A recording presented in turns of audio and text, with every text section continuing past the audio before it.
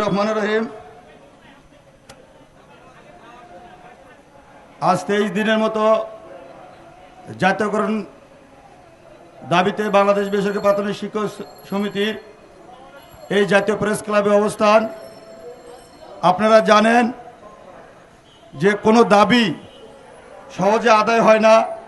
দাবি আদায়ের পিছনে অনেক পরিশ্রম, অনেক সময়, অনেক তিতিক্ষা প্রয়োজন হয়।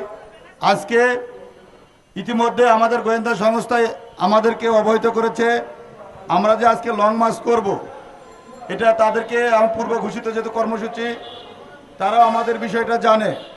কিন্তু দুঃখজনক হলেও সত্য যে আমাদের যে উপস্থিতি এটা কিন্তু আমাদেরকে ভাবায়। এই শিক্ষক নিয়ে আসলে আমাদের যে কর্মসূচি, সেই কর্মসূচি সফল করতে হলে আমাদের কিন্তু রুদ্ধ মনোবল এবং সাহস থাকতে হবে। কেউ যেন ভয়ে ভীতু না হয়। আমি কিন্তু দেখেছি গত লং মার্চে আমরা যখন লং মার্চ করি, আমরা যখন মাঠে, তখন দেখি অর্ধেক শিক্ষক এই মাঠে। এটা যেন এইবার না হয়।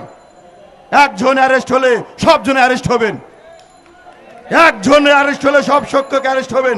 আপনারা কেন ওই জায়গা থেকে, আমাদের কিছু কৌশল আছে, সেটে আমাদের যদি কোনো নেতৃবৃন্দ বলে আপনারা ওই জায়গায় যান, আপনারা যাবেন না। আপনারা যদি নেতৃবৃন্দ বলে, মনে আমিও যদি বলি যে আপনারা ওই মাঠে যান, আপনারা কিন্তু যাবেন না। আপনাদের দাবি থাকবে, যতক্ষণ পর্যন্ত আমাদের দাবি বাস্তবায়ন না হয়েছে ততক্ষণ পর্যন্ত আমরা এই রাজপথে থাকবো। কিন্তু আমি দেখেছি আমাদের শিক্ষক মহোদয়, যখন আমরা ওই জায়গায় আমাদের ম্যাডামকে যখন পুলিশ ধরেছে এবং আমাদের শিক্ষক যখন অসুস্থ হয়ে পড়েছে, দেখি আমাদের পিছনে কোনো শিক্ষক নেই, সব শিক্ষক এই জায়গায় এসে মাঠ পূর্ণ করেছে। এইটা কিন্তু এবার ভুল করা যাবে না। একজন অ্যারেস্ট হলে সব শিক্ষক অ্যারেস্ট হবেন। একজন যদি পানি দেওয়া হয়, গরম পানি দেওয়া হয়, সব শিক্ষক গরম পানি খাবেন। ঠিক আছেন কি না? আপনারা ভয়ে ভীত হবেন না, কারণ কোনো দাবি সহজে আদায় হয় না, এটা মাথায় রাখবেন। আজকে আপনি ভয় পাবেন তো হেরে যাবেন। ভয় থেকে যদি ঘুরে দাঁড়াতে পারেন, আপনি অবশ্যই বিজয়ী হবেন ইনশাল্লাহ। আজকে দেখেন 24-এর ছাত্র জনতা, পুলিশের এত নির্যাতন নিপীড়ন, তারপরে তারা বলেছিল সামনে পুলিশ, পিছনে আমাদের স্বাধীনতার সামনে পুলিশ, আমরা কোথায় যাব? তাই আমাদেরও দাবি ওই রকম যে আমরা যতই আপনাদের বলি যে ওই জায়গায় যান, আপনাদের দাবি থাকবে যে আমরা রাজপথে নেমেছি। জাতীয়করণের যে চিঠি প্রধান উপদেষ্টার কার্যালয় থেকে, সেটি নিয়েই ঘরে ফিরবো ইনশাল্লাহ। কিন্তু আপনারা যদি ভয় পান তাহলে এখানে থাকবেন। যারা ভয়ে ভীতু তারা ওই জায়গায় যাবেন না, লং মার্চে অংশগ্রহণ করবেন না।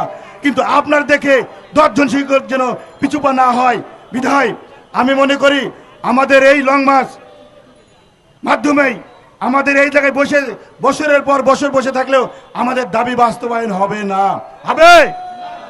আমাদের দাবি এখানে বছরের পর বছর বসে থাকলেও দাবি বাস্তবায়ন হবে না। আজকে আমরা 23 দিন হলে এই জাতীয় প্রেস ক্লাবে অবস্থান নিয়েছি। কোথায় প্রশাসন? কোথায় এই সচিবালয়? আমাদের কাছ থেকে 200 গজ দূরেও না। তারা আজকে কোথায়? এই দিক দিয়ে হেঁটে যায়, এসে তো আমাদেরকে বলতে পারত। এবং আমাদের মিজান ভাই সেদিন আমাদের সচিব স্যারের পিএসকে বলছে, স্যার আপনি তো সবই জানেন, আমাদের শিক্ষকদের সামনে এসে কিছু বলেন, কিন্তু তিনি বলেন নাই। আমি মনে করি এটা আমাদের দুর্বলতার কারণে তারা এই সুযোগটা পেয়েছে। আমরা যদি কঠোর হই তাহলে এই দুর্বলতা তারা থাকবে না। তাই আমি মনে করি আমাদের যে অবস্থান, সেই অবস্থানকে আরো শক্তিশালী করতে হবে। আমি মনে করি জাতীয়করণ অত সহজ নয়। আপনারা দেখেছেন এই যে 6531 জন শিক্ষককে অবৈধ ঘোষণা করা হয়েছিল আদালত থেকে, আপনারা জানেন আজকে সেই আদালত কিভাবে তাদেরকে পুনর্বহাল করে। আমি মনে করি এটা তাদের অধিকার ছিল, এই কারণে তারা আজকে জয়ী হয়েছে। তাদের উপর কত নির্যাতন নিপীড়ন, জল কামান দেওয়া হয়েছে, কিন্তু তারা দমে যায় নাই। আমি মনে করি আমাদের শিক্ষকেরা যদি এইভাবে আমাদের